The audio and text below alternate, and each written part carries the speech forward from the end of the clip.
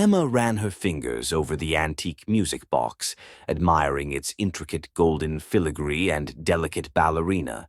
She found it in a dusty corner of an estate sale, nestled among forgotten trinkets.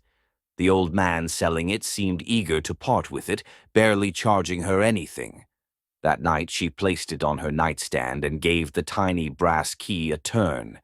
The ballerina twirled as a soft, eerie melody played. But something about the tune felt off.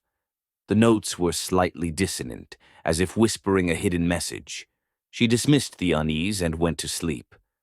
The first night she heard the music box play by itself. At 3:13 a.m., Emma woke to the haunting melody, the ballerina spinning under the moonlight. She was certain she hadn't wound it. Uneasy, she shut the lid and placed it in her closet. The second night, the whispers began. As she drifted into sleep, a faint voice emerged from the shadows. A child's voice. "Help me." It was distant at first, almost like a dream. But as the music played, the voice grew closer, tinged with desperation. Emma threw the box out the next morning. But that night, at exactly 3:13 a.m., the melody returned. The music box sat on her nightstand, lid wide open. The ballerina spun faster than before, its tiny porcelain face distorted into a twisted, sorrowful grin. Emma gasped and backed away. Her heart pounded. A child's voice, clear and anguished, whispered, "Why did you leave me?"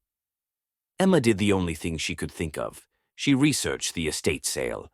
What she found made her blood run cold. The music box had belonged to a girl named Lillian Price, who went missing in 1953. Her father, a known recluse, claimed she ran away, but rumors swirled about the locked attic he never let anyone enter, the attic where the music box had been found. Emma's hands shook as she closed her laptop. She needed to get rid of it. That night, she drove to the lake outside town, prepared to throw the cursed object into the water. But just as she lifted the box, she felt hands, small, ice-cold hands, wrap around her wrists, a voice right in her ear. "No!" The car suddenly lurched forward, engine roaring, tires screeching as it veered toward the water. Emma yanked the wheel, but it was useless. A final desperate scream escaped her lips before darkness, silence, the music box still playing as it sank into the abyss.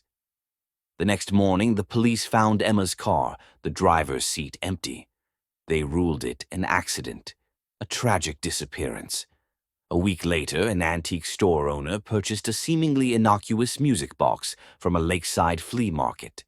That night, at 3:13 a.m., it began to play, and a whisper filled the air. "Help me."